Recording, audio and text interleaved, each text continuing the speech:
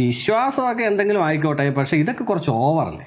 ഈ നിലത്ത് കിടക്കുന്നതൊക്കെ കഴിക്കുക എന്നൊക്കെ പറഞ്ഞു കഴിഞ്ഞാൽ ഒന്ന് ആലോചിച്ച് നോക്കി. നമ്മുടെ വീട്ടിലെ തറയാണെങ്കിൽ പോലും നമ്മൾ അതിനെ കുറേ സാനിറ്റൈസറൊക്കെ ഇട്ട് വാഷ് ചെയ്തെങ്കിൽ പോലും തറയിലോട്ട് കൊണ്ടുവന്നിട്ട് ഇങ്ങനെ ചോറ് വിളമ്പുമ്പോഴത്തേക്ക് നിങ്ങളൊന്ന് ആലോചിച്ച്, ഇതൊരു വിശ്വാസത്തിന്റെ പേരിൽ കുറേ വിശ്വാസികൾ തറയിലിരുന്ന് കഴിക്കുന്നു. അപ്പോൾ വിശ്വാസികൾ നോക്കുമ്പോൾ കുഴപ്പമില്ല, അത് പവിത്രമാണ്, പരിപാവനമായിട്ടുള്ള സംഭവമാണ്, അതാണ് ഇതാണെന്നൊക്കെ പറയും.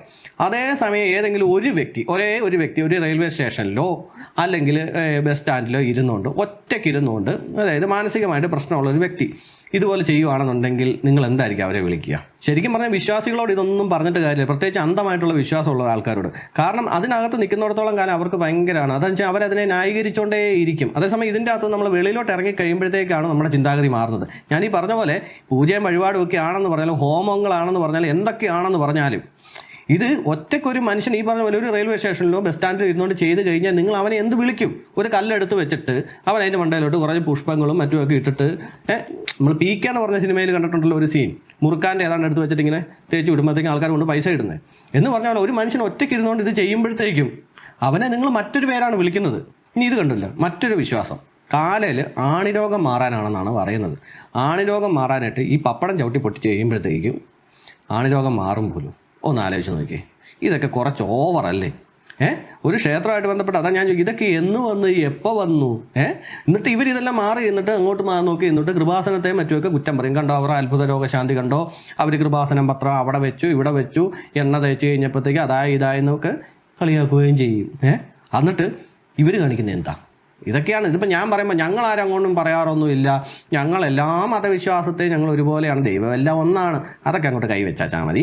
അതൊക്കെ ചുമ്മാ ഈ മതേതരത്തെന്ന് പറഞ്ഞ് തള്ളുന്നതല്ലാതെ ഇതൊന്നും ശരിക്കും പറഞ്ഞ എല്ലാ മനുഷ്യൻ്റെ ഉള്ളിലുണ്ട്. പ്രത്യേകിച്ച് ഇതുപോലെ മതം തലയ്ക്ക് പിടിച്ച ആൾക്കാരുടെ കാര്യമാണ് പറയുന്നത് കേട്ടോ. മതം തലയ്ക്ക് പിടിച്ച ആൾക്കാരുടെ കാര്യമാണ് പറയുന്നത്, അല്ലാത്തവരുടെ കാര്യമല്ല പറയുന്നത്. അതായത് ചുമ്മാ ഒരു സമാധാനത്തിനും സ്വസ്ഥതയ്ക്കും വേണ്ടിയിട്ട് ക്ഷേത്രത്തിലോ പള്ളിയിലോ ഒക്കെ പോയിട്ട് ഒന്ന് തൊഴുന്നു, അതിനൊന്നും നമ്മൾ കുറ്റം പറഞ്ഞത്. അത് ഓരോരുത്തരുടെ ഇഷ്ടമല്ലേ.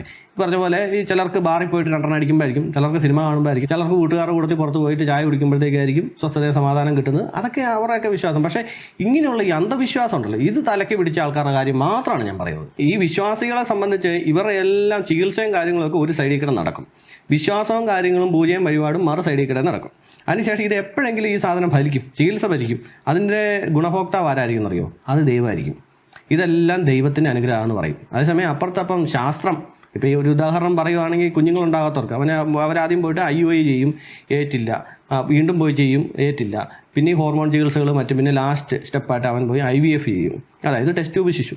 ഈ സാധനത്തിൻ്റെ ചികിത്സ നടക്കുമ്പോഴും എല്ലാം അപ്പുറത്തെ സൈഡിൽ കൂടെ ഈ പറഞ്ഞ പോലെ ക്ഷേത്രങ്ങളിലും പള്ളികളിലും കൃപാസനം പോലുള്ളവയിലും എല്ലാം ഇവർ ഭയങ്കര പ്രാർത്ഥനയും വഴിപാടും എല്ലാം ആയിരിക്കുമേ. എന്നിട്ട് ഇത് എപ്പോഴെങ്കിലും ഈ ചികിത്സ കയറി ഇങ്ങോട്ട് ഫലിച്ചു കഴിയുമ്പോഴത്തേക്കും അവസാനം ഏത് ക്ഷേത്രത്തിലാണോ ഏത് കൃപാസനത്തിലാണോ അവസാനം പോയത് അത് ആണ് ഏറ്റവും പെർഫെക്റ്റ് പവറുള്ള ദൈവം. ഒന്നാലോചിക്കുക, നമ്മൾ ഈ കുപ്പിയുടെ അടപ്പ് തുറക്കുന്ന പോലെ, ഒരു കുപ്പി അടപ്പ് തുറക്കാൻ നോക്കിയിട്ട് ആദ്യത്തെ ഒരുത്തം പിടിച്ച് തിരിച്ച് നടന്നില്ല, അടുത്തവൻ പിടിച്ച് തിരിച്ചു നടന്നില്ല, അഞ്ചാമത്തവൻ പിടിച്ച് തിരിച്ചപ്പോഴത്തേക്കും ഇത് തുറന്നു വന്നു കഴിഞ്ഞപ്പോഴത്തേക്കും അവൻ്റെ ഒരു പവറേ അതല്ലല്ലോ. ഇത്രയും പേര് തിരിച്ചു കഴിഞ്ഞപ്പോൾ അതിനകത്തൊന്ന് ചെറിയ അനക്കം വന്ന് ലാസ്റ്റ് വെച്ചവൻ അവൻ ജസ്റ്റ് ഒന്ന് തിരിച്ചു കഴിഞ്ഞപ്പോഴത്തേക്ക് തന്നെ തിരിഞ്ഞു വന്നു എന്ന് പറഞ്ഞ പോലെയാണ് ഈ വിശ്വാസികൾ. ഇവരെ പറ്റിക്കാൻ എളുപ്പമാണ്. ഈ പറഞ്ഞ പോലെ ചികിത്സ ഇല്ല നടക്കും. ഇവരോട് പറയുന്നത് ഒരു പ്രത്യേക ഒരു കാര്യം ഞാൻ നോട്ട് ചെയ്തിരിക്കുന്നതെന്ന് പറഞ്ഞു കഴിഞ്ഞാൽ, ഇവർ ഈ പൂജ വഴിപാട് അല്ലെങ്കിൽ കൃപാസന ഉടമ്പടിയും മറ്റുമൊക്കെ എടുക്കുമ്പോഴത്തേക്ക് ഇവരോട് പ്രത്യേകം പറയുന്നൊരു കാര്യം എന്താണെന്ന് വെച്ച് കഴിഞ്ഞാൽ, ഈ അനുഗ്രഹം കിട്ടിയിട്ടില്ല, നീ വഴിപാടെടുത്തതോ അല്ലെങ്കിൽ നീ നോയമ്പെടുത്തത് ഉടമ്പടി എടുത്തത് അത് അത്ര പെർഫെക്റ്റ് ആയിട്ടില്ല, പെർഫെക്റ്റ് ആയെങ്കിൽ മാത്രമേ ഉള്ളൂ നിനക്ക് ആ അനുഗ്രഹം കിട്ടത്തുള്ളൂ എന്നൊരു ക്ലോസ് വെക്കും.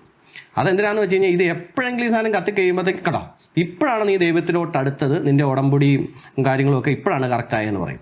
അതിന് വേണ്ടിയിട്ടാണ് ഇവർ ഇത് ഓൾറെഡി ആദ്യമേ തന്നെ പറയുന്നതേ. അടുത്തിട്ടില്ല, ശരിയായിട്ടില്ല, നിന്റെ അതിനകത്ത് എന്തെങ്കിലും ഒരു മിസ്റ്റേക്ക് വന്നിട്ടുണ്ടായിരിക്കും എന്ന് പറയും. എന്തെങ്കിലും ഒരു കാര്യം ചോദിക്കും, കേട്ടോ അങ്ങനെ ചെയ്തുകൊണ്ടാണ് പ്രശ്നം, നീ അപ്പോൾ ആദ്യം തൊട്ടൊന്നുകൂടെ എന്ന് പറയും. എന്നിട്ട് ഇത് ചികിത്സ സൈഡിൽ നടക്കും. എന്നിട്ട് അവസാനം വരുമ്പോൾ ഇത് ഒത്തു കഴിയുമ്പോഴത്തേക്കും ഇപ്പോൾ നിനക്ക് ദൈവത്തിൻ്റെ അനുഗ്രഹം കൃത്യമായിട്ട് കിട്ടിയിട്ടുണ്ട് മകനെ എന്ന് പറയും. ഇവരത് അങ്ങോട്ട് വിശ്വസിക്കുകയും ചെയ്യും. എന്തൊരു ഇടപാടാണെന്ന് ആലോചിച്ച് നോക്കി. ഞാൻ പലപ്പോഴും പറയുന്ന കാര്യമാണ്, അങ്ങനെയാണെങ്കിൽ പിന്നെ ഈ ആശുപത്രികളും മറ്റുമൊക്കെ അടച്ചു പൂട്ടണം, ഈ പ്രാഥമിക ആരോഗ്യ കേന്ദ്രങ്ങൾ വരെ അടച്ചു പൂട്ടണം. എന്നിട്ട് അവിടെയല്ല ഓരോ ധ്യാന കേന്ദ്രങ്ങളോ ഇതുപോലുള്ള വഴിപാട് നടത്തുന്ന ഓരോരോ എന്തെങ്കിലുമൊക്കെ രോഗശാന്തി നടത്തുന്ന ഓരോ സംഭവങ്ങൾ സ്ഥാപനങ്ങൾ കൊണ്ടുവരാന്നുള്ളത്. നമ്മളെന്തിനാണെന്ന് ഈ ആവശ്യമില്ലാതെ മരുന്നെല്ലാം കഴിച്ചിട്ടേ പാർശ്വഫലങ്ങളൊക്കെ ആയിട്ട് നടക്കുന്നത്. അതിലിപ്പം പ്രാർത്ഥന കൊണ്ട് മാറുവാണെങ്കിൽ അതിലും നല്ലത്. ഓക്കെ, നന്ദി, നമസ്കാരം.